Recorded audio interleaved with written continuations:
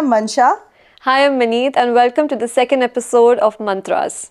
Today we have with us a strong personality, a great human being who invested his time in the community, for the community, and known for his remarkable achievements. Let's welcome Kanwaljit Singh Bakshi. Welcome, sir. How are you? Let's start.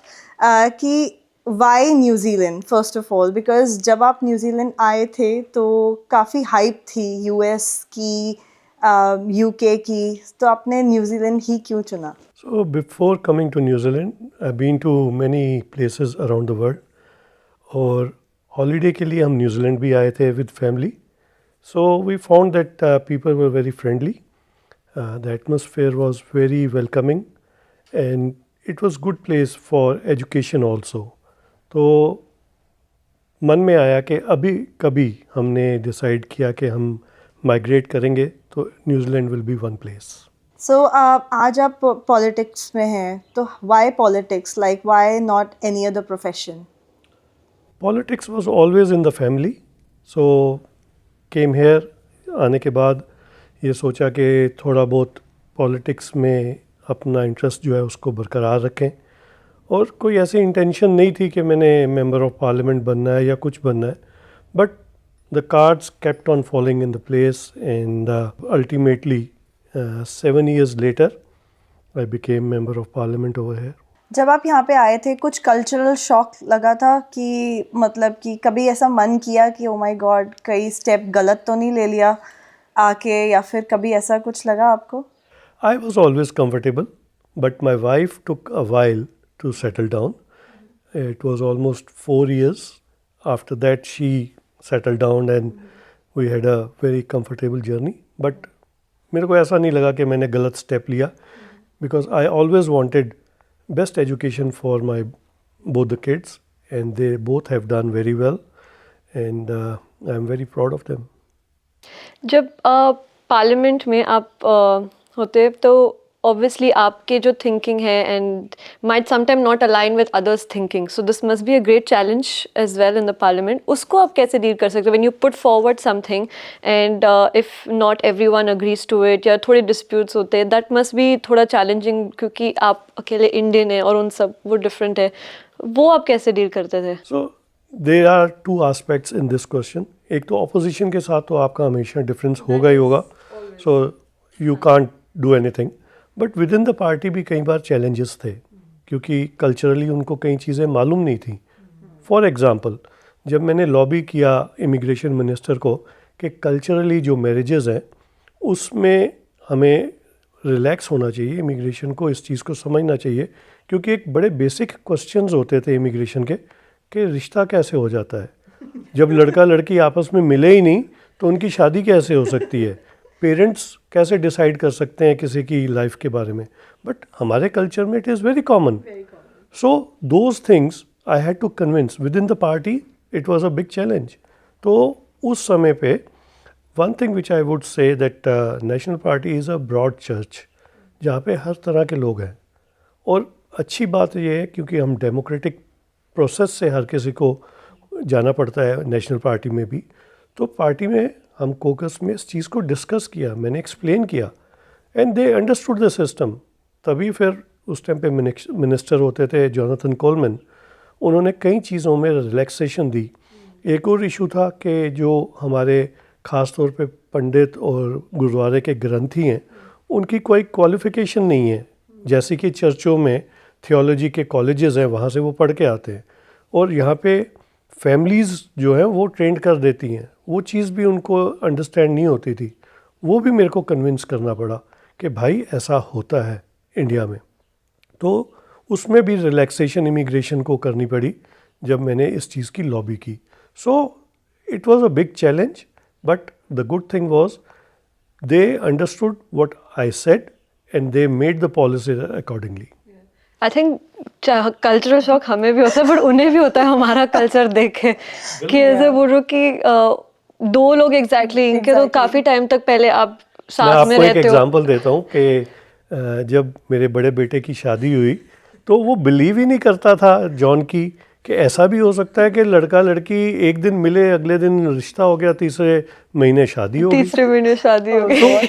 उसको believe नहीं होता और वो मजाक करता है। कई दफ़ा उसने हमारे साथ किया कि काश मेरा बेटा भी मेरे कहने पे शादी कर ले तो मेरे को बहुत अच्छा लगेगा। So it was a great. और फिर जब वो रिसेप्शन पे आए, उन्होंने देखा, कुछ एमपीज़ ने ये भी कमेंट किया, हमने तो इतनी बड़ी शादी नहीं देखी। मैंने कहा ये तो न्यूजीलैंड में अभी बहुत छोटी है हमारे कल्चर के मुताबिक, इंडियन शादी देखते तो तुम बिल्कुल ही घबरा जाओगे। शादी देखोगे, शादी के दिन पूरे हफ्ता चलता है।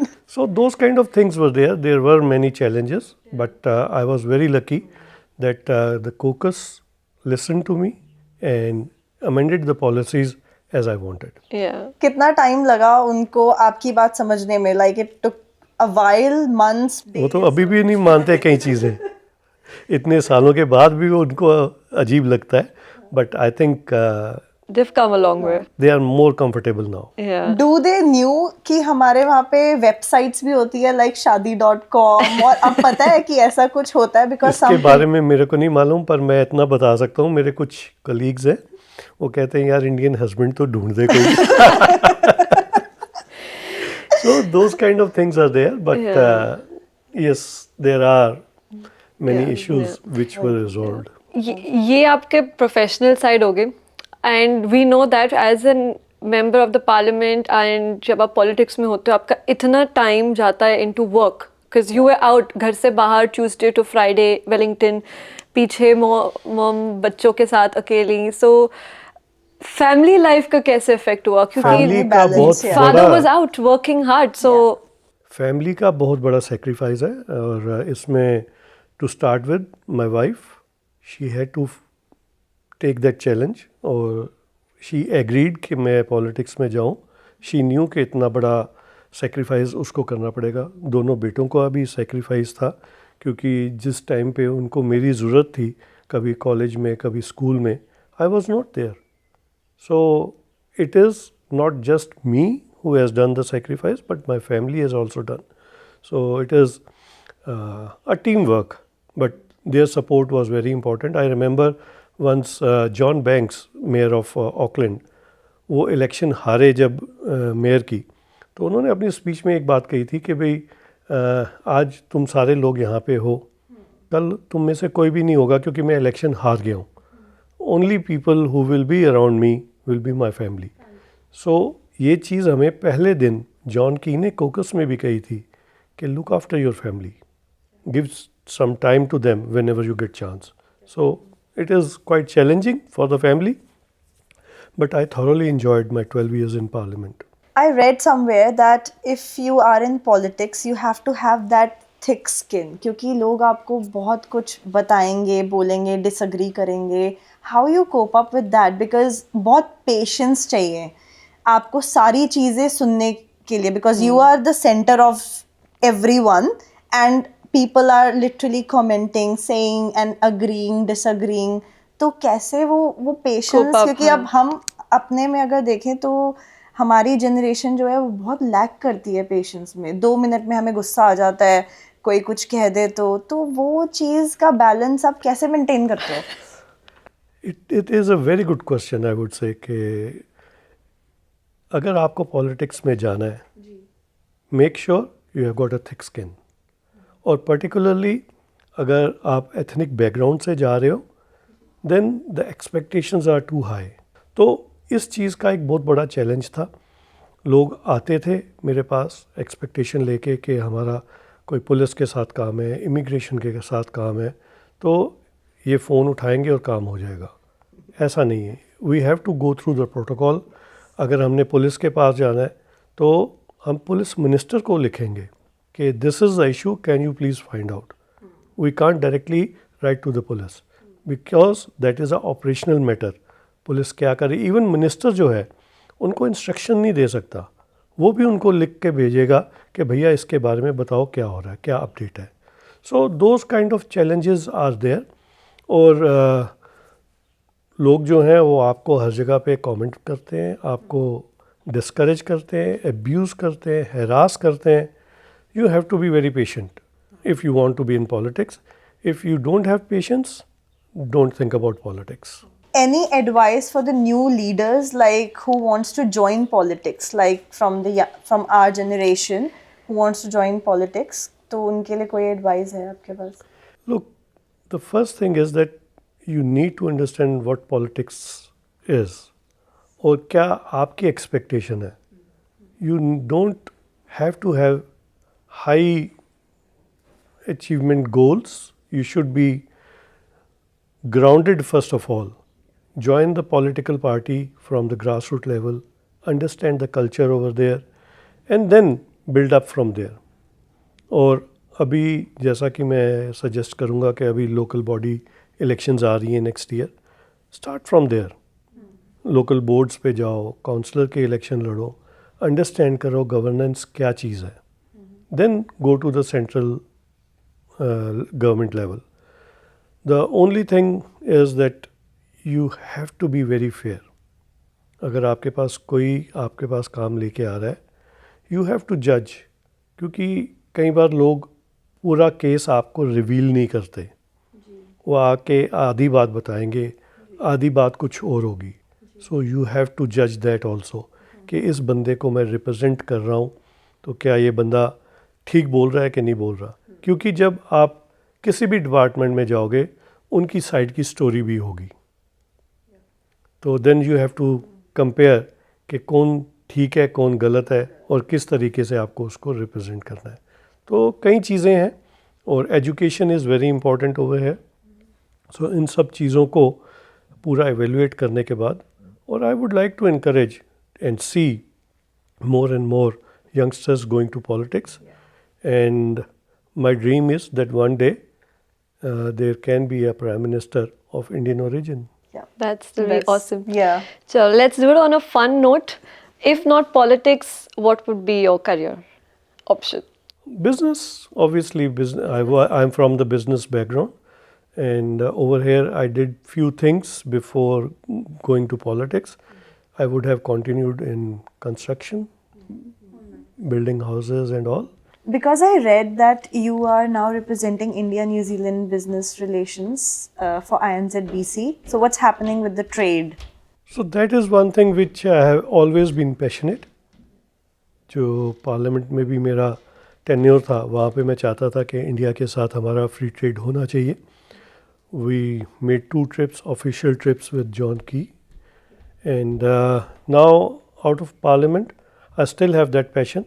I keep lobbying both the sides whenever I get the opportunity that we should have free trade. क्योंकि FTA जो है एक ऑब्सोलीट सी चीज़ हो चुकी है, बट फ्री ट्रेड की कई क्लॉजेस डिफरेंट वे से अचीव की जा सकती हैं.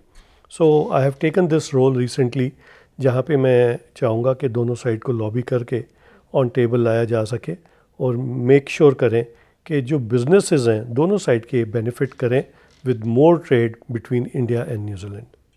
Okay, quickly, what would you prefer? Kiwi barbecue or traditional Indian food? Obviously, Indian curry is my favorite. Would you prefer doing a community event or a debate in the parliament if you get a choice? Depends the topic. If it is a fruitful event, I would like to go to a community event. But if there is something which I can contribute in the debate in parliament, I love to do that. And if to switch off from politics, what's your hobby or pastime? आप क्या करोगे to switch yourself off from politics? Play with my grandchildren. And watch a movie? That is another one, but now the priority is grandchildren. हाँ जी. So what's your mantra for life? Mantra is, look, here I'll add some philosophical answer, that we should be thankful to the God, whatever the God has given us. Shukrana is one of the most important thing. And be kind. When you are kind, you can't go wrong. So those 2 things are very close to my heart, and I try to do that. So people do acknowledge sometimes if you have helped someone, like for example, only last month I went to a public event and I met a lady over there. She said, 12 years ago, you gave me a tip that how to succeed in New Zealand. And today I am whatever I am because of that tip you gave me. So people do acknowledge if they are given some kind of help, and there are people who will come and say, no, you didn't help me because it is not in my hand. I tried. If I am not successful, I would say sorry to them that it doesn't happen. But be kind, be thankful, you will be successful in your life. Thank you. Last question हमने पूछा ही नहीं. क्या? आपको हमारे show पे आगे कैसा कैसा लगा? लगा? That was last or first?